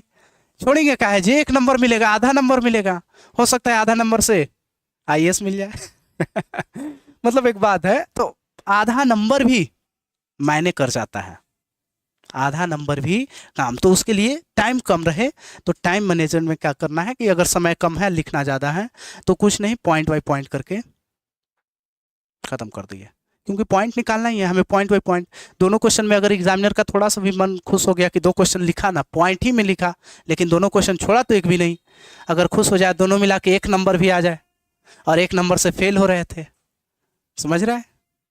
पूरे गाँव में नगाड़ा बज जाएगा तो ये स्थिति है, छोड़ना एक भी नहीं है। टाइम वहां पर आप अपने हिसाब से देखिए, लेकिन सामान्यतः टाइम कहा जाता है 6 मिनट 5 मिनट 10 नंबर में लिखिए। 6 मिनट 5 मिनट और कम लग रहा है तो और अच्छी बात है, लेकिन ये 1 दिन का लंबे अभ्यास का है तो टाइमिंग हो जाएगा। अच्छा उत्तर के लिए आपको पता होना चाहिए कैसा, कि कौन से चीज़ों में क्या डिमांड है। जैसे टिप्पणी में क्या है, आलोचना में क्या है, समालोचना में क्या है, विश्लेषण में क्या है, मूल्यांकन में क्या है। ये शब्द का मतलब अलग अलग होता है, ध्यान रखेंगे, शब्द का मतलब अलग अलग होता है। जनरली सामान्यतः कहा जाता है कि कुछ कुछ शब्द हैं जो एक ही रंग के होते हैं, जैसे विवेचना करें, प्रकाश डालें, ये शब्द एक ही रंग का हो जाता है। लेकिन कोई व्यक्ति विवेचना और मूल्यांकन पूछ रहा है, मूल्यांकन और प्रकाश डाल के आ गए तो समझ रहे हैं ना क्या हो सकता है। तो मूल्यांकन पूछ रहा है, मूल्यांकन कब होगा? जैसे आपको कोई कहे कि इनका मूल्यांकन करें, एक व्यक्ति का मूल्यांकन करें, या कोई चीज़ों का मूल्यांकन करें, एक बोतल है उसका मूल्यांकन करें, तो क्या करेंगे? क्या? हाँ, पॉजिटिव और निगेटिव दोनों एक्सपेक्ट देखेंगे, बोतल कब तक टिकेगा उसका दोनों चीज़ देखेंगे, उसके बाद फिर निष्कर्ष निकालेंगे कि अच्छा चीज़ है। और किस फॉर्म में? पॉइंट बाई पॉइंट के फॉर्म में।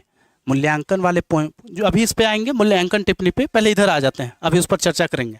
मैप है तो मैप आपको दो जगह बहुत काम आता है, एक ज्योग्राफी में और एक इकॉनमी में। बिना डाटा के ज्योग्राफी और इकॉनमी का क्वेश्चन माना जाता है कि अधूरा है, बिना डाटा के, क्योंकि मैप यहाँ आवश्यक हो जाता है। इकॉनमी के क्वेश्चन लिख रहे हैं और पता चल रहा है कि डाटा नहीं बनाने आ रहा है, महंगाई कितनी दर से बढ़ रही है, कितनी घट रही है, मुद्रास्फीति कितनी बढ़ रही है, फिर जीडीपी हमारा क्या है, 2017 का क्या था, 18 में क्या है, 22 में क्या है, 24 में क्या है, ये दर्शाने नहीं आ रहा है तो डायरेक्ट लिख दे रहे हैं 2018 में 5%, 2022 में इतना परसेंट, और ख़त्म। नहीं, डिमांड ही होता है कि इकोनॉमिक्स के बच्चा को बार ग्राफ या डाटा बनाना आना चाहिए। अगर वो पॉइंट फॉर्म में कर रहा है इसका मतलब उसके इकोनॉमिक्स पे पकड़ नहीं है। ज्योग्राफी के आप समझिए ना, अफगानिस्तान का एरिया ले लीजिए और ईरान इराक का एरिया ले लीजिए, हमेशा कहीं ना कहीं अमेरिका ईरान में, इराक में होते रहता है झड़प। रूस यूक्रेन का ले लीजिए, जो झड़प चल रहा था। अब आपसे कह रहा है कि रूस यूक्रेन के संबंध को स्पष्ट कीजिए, आप पॉइंट बाय पॉइंट लिख के आ जाएंगे। और एक व्यक्ति थोड़ी सी यूक्रेन की, ऐसा तो नहीं है हमें कि यूक्रेन का फिगर कैसा होगा, लेकिन वो क्या करेगा, देखिए विश्व इतिहास तो फिगर बनाना पॉसिबल है नहीं, और वो भी यूक्रेन, युगांडा, सोमालिया, फिगर पूछ दे कहाँ से बनेगा, पॉसिबल ही नहीं है। हम क्या करेंगे, एक ब्रैकेट बनाएंगे, समझिए कैसे बनाया जाता है। ब्रैकेट बनाएंगे और ब्रैकेट बना करके यूक्रेन,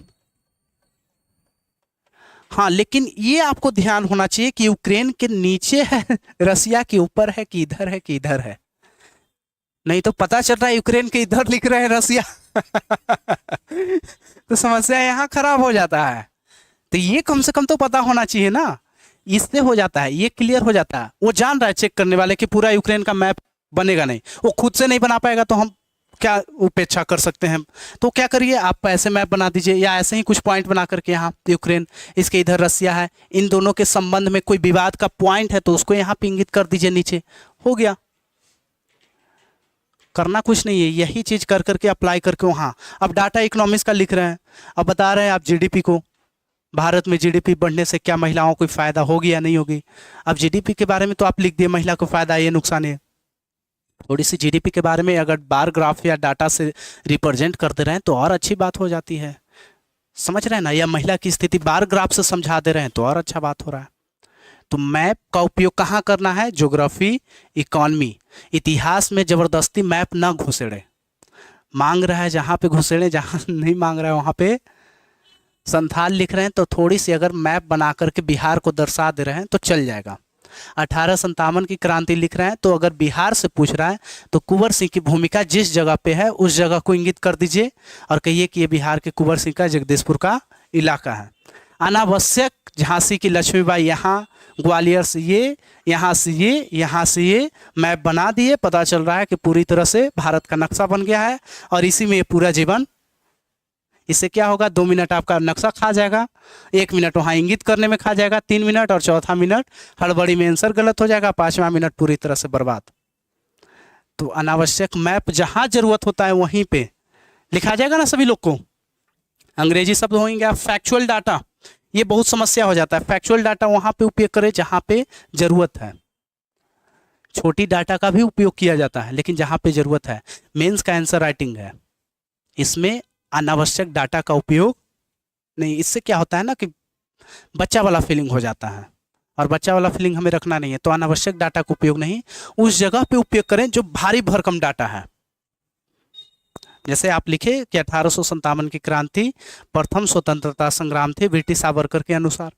आप लिखते ब्रिटिश सावरकर के अनुसार इनकी पुस्तक ये, उसमें 1857 की क्रांति को प्रथम स्वतंत्रता संग्राम की संज्ञा दी है। दोनों में बहुत सारा अंतर हो जाएगा, तो उस किताब का जिक्र कर लेंगे, तो ये भरकम हो जाता, थोड़ा सा बोझ हो जाता है। या फिर इस्लाम के खिलाफ कोई लिख रहे हैं पॉइंट, तो उसमें लिखिए, किताब का नाम लिख दीजिए। बिहार के बारे में उत्थान के लिख रहे हैं, तो बिहार में जो उत्थान करने का जो किताब का वर्णन है, जियाउद्दीन, ऐसे ऐसे नाम जो आते हैं, तो उस सब का नाम दे दीजिए। एक आध पॉइंट, पूरे नहीं लिखना है, ठीक है, एक आध दो जगह पे, तो ये हो जाता है, लिखा जाएगा। सभी लोग को इधर लिख लिए।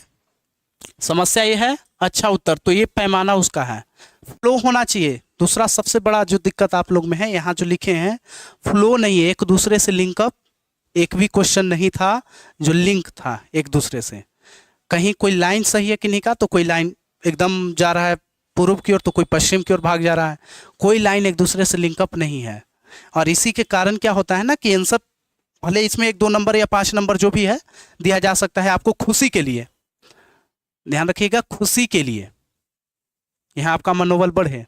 लेकिन जो वास्तविक है, एक भी नंबर लायक एक भी क्वेश्चन नहीं था। आपको लगेगा आश्चर्य, लेकिन एक भी नंबर लायक एक भी क्वेश्चन आपका जो 1857 हम चेक किए, 1857 में एक भी यहाँ पे नहीं है जिनका एक आध नंबर देने लायक है। चाहे वो 38 नंबर का हो, 4 नंबर का हो, 8 नंबर का हो, 12 नंबर का, कुछ भी हो। समझ रहे हैं ना? खुशी के लिए भले 2-4 नंबर सर दे दिए, तो समझिए कि बेकार का वो नंबर है, वो कोई मतलब नंबर का नहीं है, एक भी नंबर लायक नहीं है, क्योंकि लिंक नहीं है, ना पॉइंट सही से है, ना कोई फॉर्मेट सही ढंग से है, जैसे उठे वैसे लिख दिए। मूल्यांकन कर रहा है तो कोई वर्णन कर रहे हैं, कोई वर्णन कर रहा है तो कोई कुछ कर रहे हैं, जैसे मन तैसे लिख के आंसर दे दिए हैं। तो ऐसा ना करिएगा। ये हम अपने सब्जेक्ट में आपको बताएं, बाकी सभी सब्जेक्ट में जिस समय एग्जाम आएगा मेंस का, बताएंगे कि किस तरह से आंसर लिखा जाता है। उसका एक पॉइंट है, एक तरीका है जो हमेशा हम लोग उपयोग करते हैं कि इस तरह से लिखते हैं तो हमेशा वो सूटेबल हो जाता है सब जगह। क्लियर है?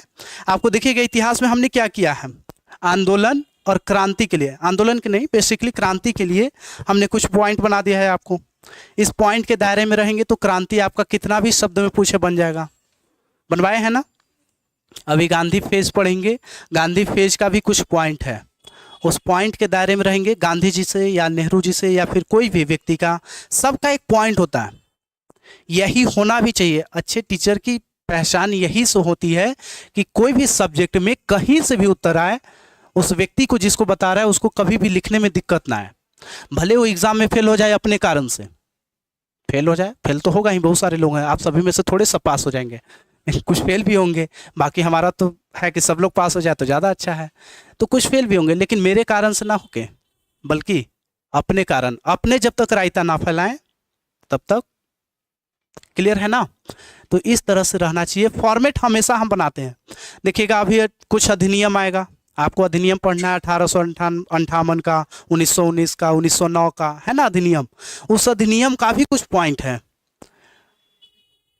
हाँ, कभी भी वो अधिनियम आएगा, कहीं भी कोई भी अधिनियम आ जाए, अगर उस पॉइंट को आप ध्यान में रख रहे हैं तो कहीं भी वो अधिनियम को लिख के आइए, हमेशा आपका सही रहेगा, क्योंकि उस पॉइंट से वो सुटेबल बनाया जाता है।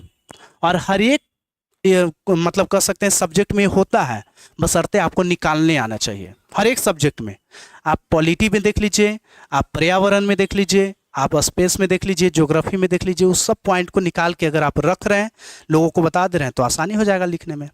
सबसे बड़ा समस्या है बड़े बड़े संस्थानों में यही चीज़ है, लिखने की। रटा रटाया बहुत सारा पॉइंट आपको मिल जाएगा, लेकिन लिखने की जो कला है ना, ये सबसे दिक्कत का कला हो जाता है। तो ये लिखने वाला आप ध्यान रखेंगे। ये सभी लोग को हो गया ना? इधर लिख लिए, मैप का उपयोग कहाँ करना है, ये सब लिख लिए है ना? टाइम बच रहा है ना अभी बहुत सारा? हाँ अभी बच रहा है। तो आइए कुछ शब्दों को हम लोग देखते हैं। किन्हीं को कोई डाउट? कोई डाउट नहीं ना? चलिए आइए कुछ शब्दों को देखते हैं। तो लगाइएगा पहले पुछल्ले शब्द या ट्रेंडिंग शब्द, हेडिंग लगाइए ट्रेंडिंग शब्द।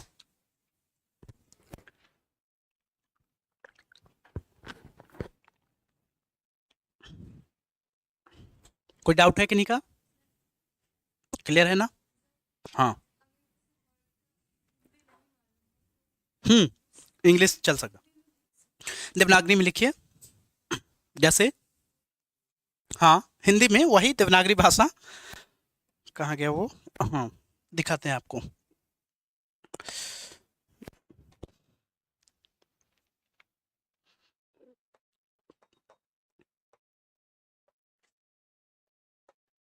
हो गया।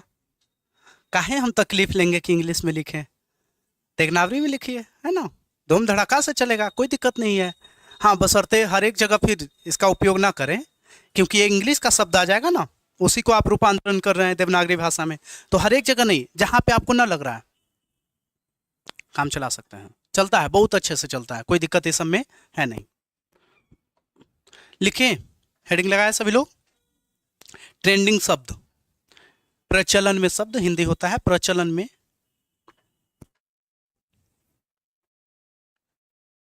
हाँ, पुछल्ले ऐसे शब्द बोलिएगा ना आने के लिए, बोलिए ना उसको आने के लिए। हाँ, लिखे। पहला लिखिएगा, पहला लिखिएगा टिप्पणी।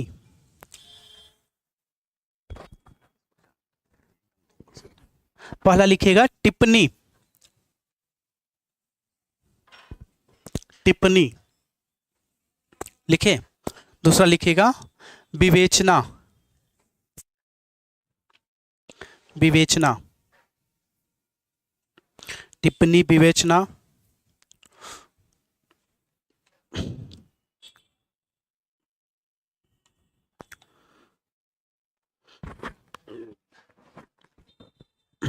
विशेषता, स्पष्ट, प्रकाश डालें। विशेषता, स्पष्ट, प्रकाश डालें।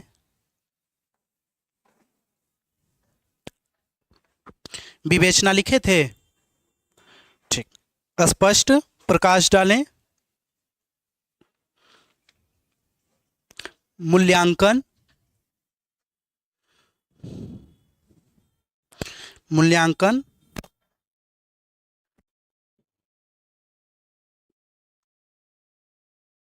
वर्णन, वर्णन। सुस्पष्ट, वर्णन सुस्पष्ट, वर्णन सुस्पष्ट। विश्लेषण, विश्लेषण। संदेश, संदेश।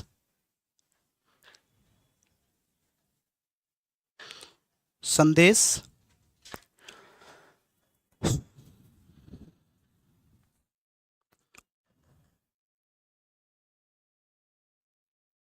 आलोचना, समीक्षा, आलोचना, समीक्षा। समालोचना। हाँ, नीचे पॉइंट बाई पॉइंट बना के आप लिखते चल जाइएगा। समालोचना, आलोचना, समीक्षा, समालोचना। समालोचना, परीक्षण, परीक्षण। व्याख्या,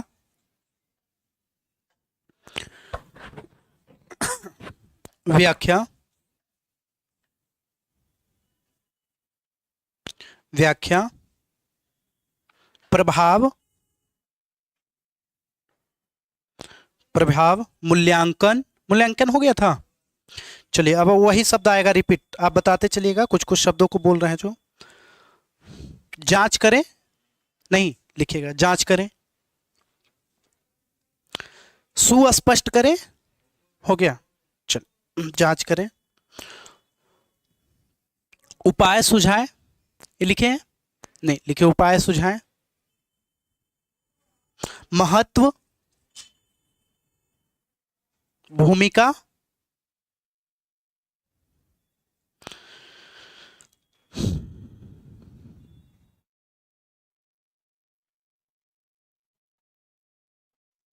भूमिका लिखे, विचार करें, विवेचना हो गया है ना।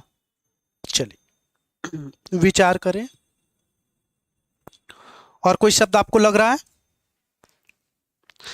कहिए कितना लिखवा दे अब शब्द ही नहीं बच रहा है।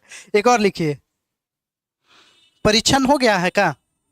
चलिए, सब परीक्षण लिखे, सब परीक्षण लिखे। हाँ सब परीक्षण, जो सब मृत्यु वाला शब्द होता है ना, सब परीक्षण।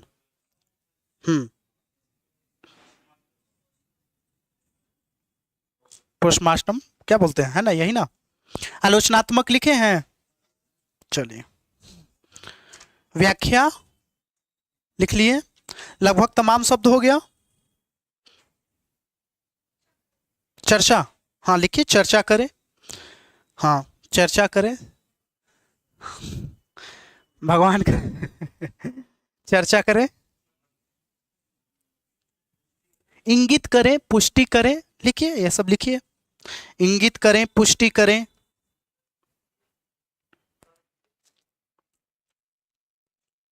हाँ लिखिए, जो आज आपको लगे वो सब लिखिए।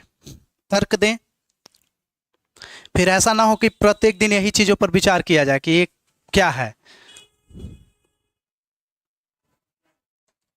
और कुछ है? हैं? ये लिख, वही चीज आ जाएगा, कुछ शब्दों को बताएंगे। और है कुछ सुझाव? हाँ लिखिए, सुझाव लिखिए। हो गया। विवेचना ये सब तो हो ही गया होगा।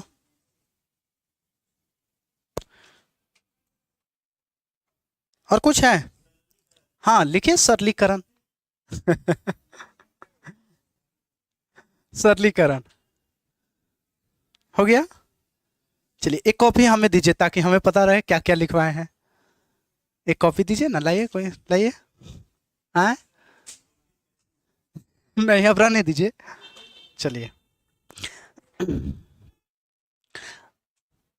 पेन दीजिए।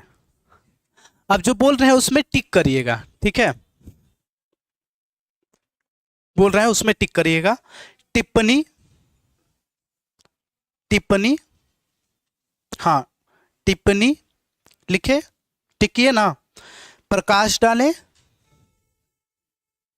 टिप्पणी, प्रकाश डालें, किए। विवेचना, विवेचना,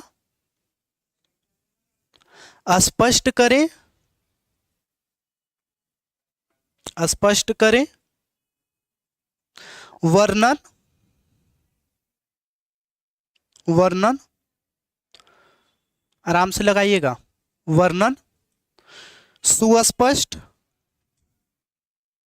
सुस्पष्ट। व्याख्या,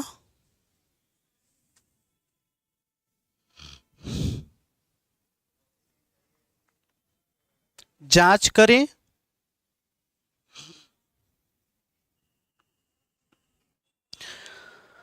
हो गया।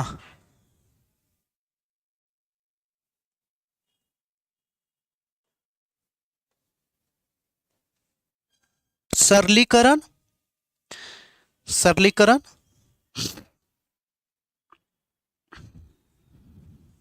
पुष्टि करें, या पुष्टि रहने दीजिए, छोड़ दीजिए, सरलीकरण ही। एक सब परीक्षण लिखे थे, कहीं लिखे हैं क्या? ऐसे नहीं, सब परीक्षण ऐसे लिखे। हाँ 100 परीक्षण लिखे, हाँ उसमें टिक करिए। हो गया ना सभी लोग को? ये जो तमाम शब्द आप देख रहे हैं, टिप्पणी, सुनिएगा ध्यान से। टिप्पणी, विवेचना, स्पष्ट, प्रकाश डालें, वर्णन करें, सुस्पष्ट, व्याख्या, सरलीकरण, सब परीक्षण, जांच करें, ये तमाम शब्द का मतलब एक ही है, एक ही है। मतलब एक ही है, क्या एक ही है? तो विवेचना करें। एक दो शब्द को ले लेते हैं, उसको समझते हैं, ठीक है? तो ये क्या कहता है ये शब्द? जैसे इसमें कौन सा शब्द ले लें बताइए? विवेचना ले लेते हैं।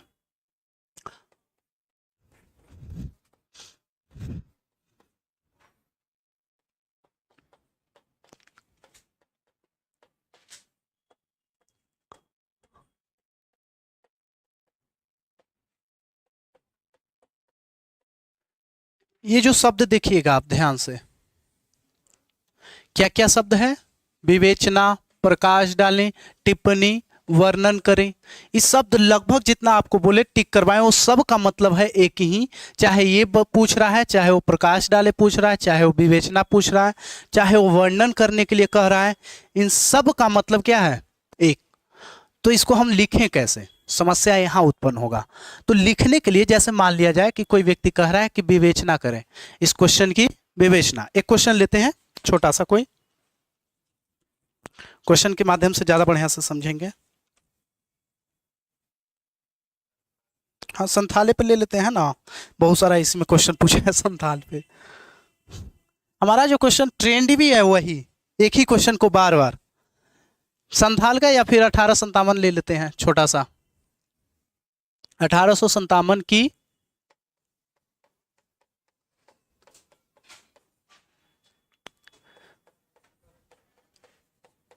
विवेचना करें। अब बताइए आप क्या इसमें लिखेंगे, उसके बाद मैं बताता हूं आप क्या लिखेंगे इसमें। वो नहीं, आप शुरुआत क्या करेंगे वो बताइए। हाँ, एक एक करके, हाँ ठीक। हम्म, ठीक। हाँ, और आप कोई और? हाँ बोलिए। वही उन्हीं का प्रभाव है ना, और कोई? हाँ ठीक। कोई और अपना? यही रहेगा सभी लोग का, है ना। देखिए बहुत अच्छा बात है, आप जानते हैं इसके बारे में। जब भी इस तरह से क्वेश्चन आए, टिप्पणी करें, वर्णन करें, प्रकाश डालें, विवेचना करें, तो आप कुछ नहीं, इसमें आप स्वतंत्र हैं।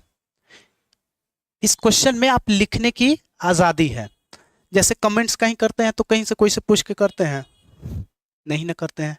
तो इसमें आपकी आज़ादी है, और आज़ादी क्या है? तो आज़ादी का मतलब इतना भी ना फायदा उठा लें कि प्रधानमंत्री को नीचे गली आ रहे हैं। तो यहाँ फिर संक्रमण काल हो जाएगा, ऐसा भी ना करना है। बगल वाला घर के बगल में है, उसी को कमेंट्स कर रहे हैं फेसबुक पे कि तुम ऐसे हो वैसे हो, बाहर निकलने के बाद फिर वो तो तकलीफ यहाँ पे हो जाएगा। तो हमें क्या करना है, आज़ादी उतना ही लिमिट में रखना है। 1857 की क्रांति की विवेचना करें। अब 1857 की जो क्रांति है, इसमें परिचय बनाएंगे कि 1857 की क्रांति का है क्या। बेसिकली यही बनाएंगे, परिचय। दूसरा, इसके कुछ कारण हैं, कारण को अब क्या करेंगे, कारण आप क्या करेंगे, ये कारण कुछ लोग क्या करें, बॉक्स बनाए हैं जो आप लिखे थे इस क्वेश्चन में, बॉक्स बना करके कुछ इधर कुछ इधर पोछ निकाले हैं। ये जो पोछी निकालने वाला काम कर रहे हैं, इसको ना करिए, इससे पूरा आंसर खराब हो जाता है। तो आप क्या करेंगे, परिचय, कारण। और कारण कैसे लिखेंगे, परिचय सभी लोग लिख लेंगे तो कारण लिखेंगे। इनके निम्न कारण थे: सामाजिक, धार्मिक, राजनीतिक, आर्थिक व तात्कालिक, कारण। ठीक है। अब इसमें आपको जो याद है या जो लग रहा है कि ज्यादा प्रभावशाली है, तो ज्यादा प्रभावशाली क्या है, सामाजिक कारण है या तात्कालिक कारण है या फिर कुछ और है, वहां से आप शुरू करिए। जो ज्यादा प्रभावशाली है वहां से शुरू करिए, और इसी तरह से एक एक लाइन दे करके, ठीक है, ज्यादा लाइन में ना, उसका सबका एक एक राजनीति, सबका तात्कालिक लिखते चलेंगे तो फिर लंबा खींच जाएगा आपका। एक एक लाइन ऐसे करके नीचे करके लिख दीजिए, कारण हो जाएगा। और उसके बाद फिर प्रभाव अगर आप लिखना चाह रहे हैं तो लिखिए, सब बच रहा है तब, क्योंकि 8 नंबर में है तब ये शब्द कम जाएगा, क्योंकि यहाँ पे कारण लिखते लिखते आपको लंबा समय खींच जाएगा। तब फिर क्या करिए, 8 नंबर वाले में इस कारण को शॉर्ट कर दीजिए, इस कारण को शॉर्ट कर देना है। और शॉर्ट करके क्या करना है, इसके निम्न कारण थे जिनमें सर्व प्रमुख कारण तत्कालिक कारण था। सभी कारण को हम बता दिए, हमको पता है, एग्जामिनर को भी पता है कि ये जान रहा है सब कारण, क्योंकि इसने लिखा है कि इनके निम्न कारण थे जिनमें सबसे प्रमुख कारण तत्कालिक या सामाजिक या धार्मिक कारण था। हो जाएगा। और ये जो बात आप लिखेंगे ना, तो उससे पता चलता है कि आप सभी कारण को जान रहे हैं जिनमें आप सबसे ज्यादा इसको प्रेफरेंस, क्योंकि हो सकता है कि हम तत्कालिक कारण को सबसे ज्यादा मानेंगे कि ये कारण था, हो सकता है आप जानेंगे कि नहीं इसमें धार्मिक कारण सबसे ज्यादा है। आपका विचार है, विचार बदलता है ना। जैसे हिटलर द्वितीय विश्व युद्ध का मतलब जन्मदाता। कुछ लोग मानते हैं कि हिटलर नहीं रहता तो द्वितीय विश्व युद्ध नहीं होता। कुछ लोग कहते हैं कि नहीं नहीं, ये तो अमेरिका का वर्चस्व था, वो अपना वर्चस्व दिखाने के लिए परमाणु बम का उपयोग किया। तो सबका नजरिया बदल जाता है ना। तो आप कौन से कारण को लिख करके बढ़ा रहे हैं, क्योंकि जब 8 नंबर में लिख रहे हैं तो वो उनमें से जो 5-6 कारण है, सब कारण को लिखेंगे, नंबर आपका नीचे रह जाएगा। कारण क्या है, क्योंकि बढ़ जाएगा, 100-125 शब्द से निकल जाएगा। कितनों आप छोटा करिएगा तो फिर अनबैलेंस हो जाएगा, वह जो है लंगड़ा वाला हाल हो जाएगा। एक ज़्यादा भाग रहा है तो एक कम भागेगा, इस तरह से हो जाएगा। तो फिर क्या करेंगे, बैलेंस। और बैलेंस करने के लिए निम्न कारण थे, जिनमें सर्व प्रमुख कारण सामाजिक कारण था। और उसी में 2-3 लाइन लिख करके, 3 लाइन 4 लाइन जितना आपको लग रहा है कि मेरा स्पेस है उतना लिखेंगे। और उसके बाद प्रभाव। प्रभाव में अब क्या है, यहाँ पे आप है इस लिख रहे हैं तो यहाँ से पहला, दूसरा, तीसरा, चाहे क ख ग अ ब स, A B C D D F G कुछ करिए ना, हाँ, लेकिन आप ध्यान रखेंगे पहला, दूसरा कारण, तीसरा कारण। जैसे कारण लिख दिए और कारण लिखे और पहला ही है तो इसके नीचे फिर सब टॉपिक आएगा, राजनीति कारण। फिर दूसरा, रोमन नंबर का उपयोग करें। इससे लगता है कि नहीं ये अलग है कारण, ये पॉइंट अलग है। नहीं तो एक ही में हो जाता है कि पहला, दूसरा, तीसरा, तो लगता है कि सब एक ही रंग का है और ये खराब कर देता है। ठीक है, तो इस तरह से आप इनका आंसर, और लास्ट में इसमें आपको अगर लग रहा है कि निष्कर्ष लिख लें तो ठीक है, नहीं याद है तो आप पॉइंट बाय पॉइंट करके इसका प्रभाव ये हुआ और ये खत्म करके अंतिम रूप से निकल सकते हैं। प्रभाव तक ही सीमित कर सकते हैं। निष्कर्ष मन है, जानकारी है, पकड़ है तो लिखिए, नहीं है तो इन सब चीज़ों में निष्कर्ष की कोई आवश्यकता उतनी नहीं है। लेकिन हाँ, अगर आप लिख रहे हैं तब, नहीं लिख रहे हैं तो चल सकता है, मतलब आपके ऊपर निर्भर है। लिखा जाएगा इस तरह के शब्द रहेंगे तो। हाँ, 38 नंबर रहेगा तो सभी कारणों को दिखाइए एक एक पॉइंट बना के, क्योंकि शब्द फैलाना है ना, मेन है शब्द फैलाना। और शब्द फैलाएंगे तो जब 8 नंबर वाला पॉइंट को लिख के चलेंगे तब तो शब्द फैलेगा नहीं, और फिर मेरा वही होगा, जाकर के नीचे 10-15 लाइन बच जाएगा, खाली हो जाएगा। तो अचानक फिर एकाएक खाली हो गया तो कोई दिक्कत ना रहेगा, वो खराब कर देगा पूरे आंसर को। तो लंबे शब्द को बढ़ा देना है, यहाँ पे सब आपके हाथ में है। लिखा जाएगा इस तरह से, लिखाएगा ना। जब भी इस तरह से रहेगा तो आप लिख लेंगे विवेचना, जो पॉइंट आपको इंगित किए हैं। दूसरा आइए, विश्लेषण, टिक करिएगा। और पेन है, हो गया टाइम, ठीक है, पेन है। और विश्लेषण, विश्लेषण,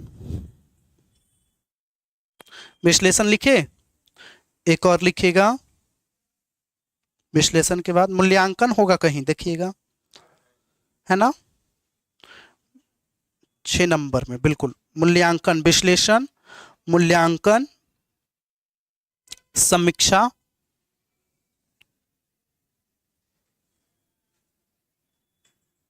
महत्व,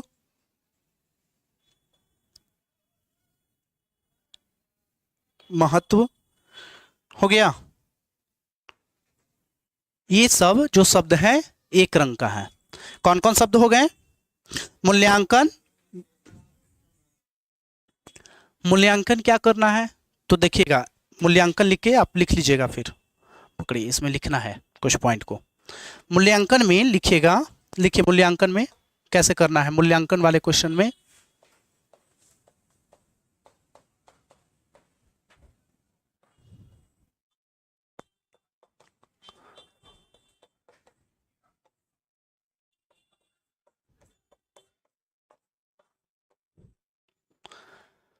पॉजिटिव, नेगेटिव कितना रहना चाहिए, ये 70, ये 30%।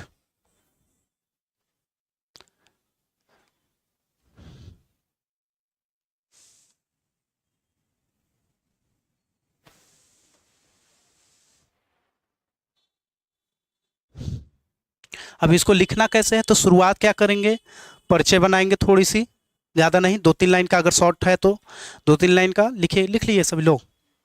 और उसके बाद कर लीजिएगा इस तरह से कि इस क्रांति या इस आंदोलन को हम निम्न तरीका से समझ सकते हैं, जिसकी एक पहलू सकारात्मक और दूसरी पहलू नकारात्मक, और सकारात्मक पॉइंट लिख करके पॉइंट बाई पॉइंट मूल्यांकन करने के लिए कह रहा है।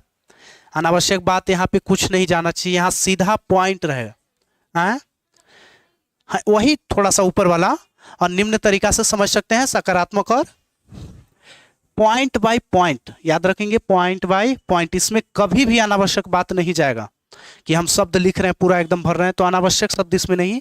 70 झुका होना चाहिए आपके पॉजिटिव, 30 निगेटिव, और उसके बाद फिर उपर्युक्त पृष्ठभूमि से स्पष्ट होता है कि इस आंदोलन ने बहुत हद तक सफलता प्राप्त की, लेकिन ये कारणों से ये अपने मूल लक्ष्य को प्राप्ति करने में असफल रही।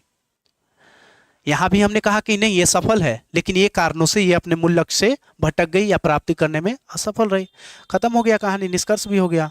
लिखा जाएगा सभी को, ये सभी का है जो जो आपको लिखवाए वो। और कौन सा शब्द बच रहा है? नहीं,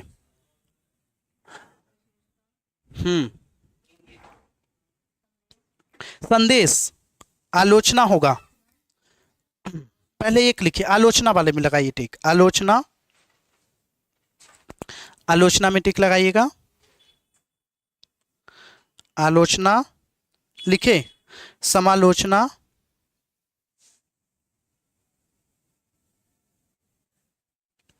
स्वपरीक्षण, हाँ स्वपरीक्षण हो गया था, यहां भी कर सकते हैं तो कोई दिक्कत ना है। स्वपरीक्षण नहीं तो रहने दीजिए, कोई दिक्कत नहीं, यहां भी इसकी महत्व हो जाती है। हो गया ना? तो इसमें भी वही तरीका, आलोचनात्मक समालोचनात्मक में, ठीक है। समालोचना कह रहा है यानी कि आलोचना के साथ साथ पॉजिटिव बात को भी पूछ रहा है। आलोचनात्मक वर्णन करें तो उसमें आलोचना सीधे निगेटिव से, बात वही आपसे पूछ रहा है कि इसका क्या निगेटिव पहलू है, फिर उसमें पॉजिटिव का कोई मतलब नहीं रह जाता है, अनावश्यक बातों का कोई मतलब है नहीं। तो अगर आलोचना शब्द है तब कहां से शुरू करेंगे, तब ध्यान रखेंगे ये परसेंटेज भी बदल जाएगा, ये पूरा खेल बदल,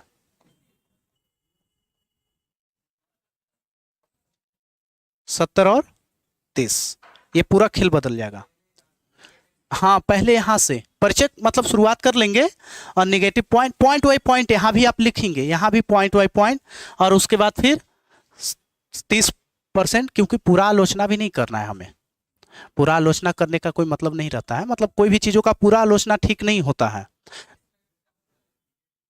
शुरुआत यहां से करिए, हाँ निगेटिव से शुरुआत, पूछ ही रहा है आलोचना वर्णन कर दिए, या आलोचनात्मक परीक्षण कीजिए, तो आलोचना पहले पॉइंट शुरुआत कर लीजिए, परिचय, आलोचनात्मक पॉइंट, पॉइंट बाई पॉइंट करना शुरू कर दीजिए, और उसके बाद ये सब आलोचना के बावजूद भी इसके कुछ सकारात्मक पहलू दिखाई पड़ते हैं, या कुछ सकारात्मक पक्ष भी दिखाई पड़ते हैं, जिनमें निम्न पॉइंट ये हैं। और उसके बाद तमाम परीक्षणों के बाद यह स्पष्ट होता है कि बहुत सारे क्रांति अपने आलोचना पक्ष से घृणित थी या फिर व्यवस्थित थी, जिनमें कुछ ये सकारात्मक पॉइंट भी, ऐसे करके आपने परिचय में जो क्रांति है या फिर आंदोलन है उसका, हाँ ठीक है, हो गया ना? और कुछ बच रहा है? इंगित पुष्टिक तर्क दें, तर्क दें आपका तर्क है, और आपका तर्क अनावश्यक तर्क, तो तर्क दें में लगाइए, तर्क दें, सुझाव दें, बिल्कुल तर्क और सुझाव, तर्क सुझाव, उपाय सुझाएं, ये सब भी हो गया। तर्क सुझाव उपाय सुझाएं, ये सब भी लिख लिए। तर्क सुझाव ये सब उपाय हो गया। और इसमें किनका बात लिखेंगे?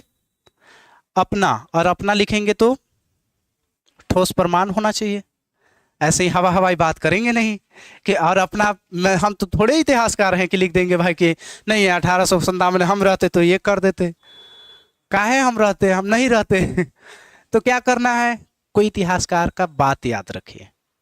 इसमें क्या होता है ना कि कोई ठोस प्रमाण है, मोदी जी ने हाल फिलहाल में ये बात कही है, उनका बात है, हम कहाँ से लाए? हम थोड़े हैं इतिहासकार, या फिर हम थोड़े इकोनॉमिस्ट हैं, इकोनॉमिक्स के जानकार हैं, जीडीपी के जानकार हैं। बजट बनाने वाले हम ही थोड़े हैं कि बजट में हमसे पूछेगा कि आपका सुझाव दीजिए कि वर्तमान में बिहार के बजट इतना कम क्यों है, आगे आप इसके लिए बढ़ाने का क्या उपाय देंगे?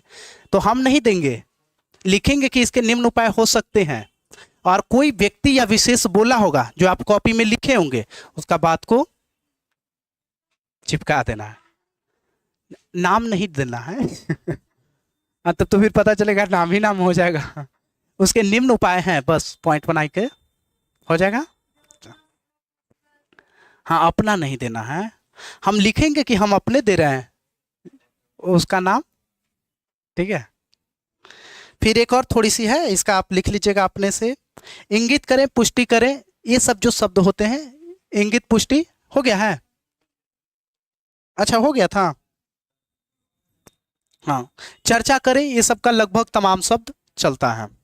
पुष्टि करें, वही परीक्षण करें, चल जाता है। बचा हुआ शब्द एक दूसरे से लिंकअप है। हाँ, मूल्यांकन में 1857 की क्रांति का मूल्यांकन करें। दोनों सकारात्मक नकारात्मक पहलू लिख लेना है। कितना लिखना है? तो सफलता मेरा ज्यादा रहा है, मूल्यांकन में सफलता ज्यादा रहा है, परसेंटेज 30%। हाँ, पॉइंट परिचय देके पॉइंट फॉर्म में और निगेटिव फॉर्म में करके आंसर। हालांकि यह आंदोलन अपने सफल रास्ते पर पहुंच रही थी, लेकिन कुछ कारणों से असफलता भी हुई, जिनके निम्न कारण है खत्म।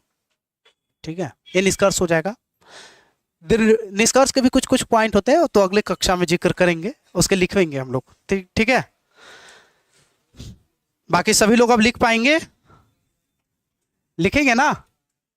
चलिए, बहुत बढ़िया।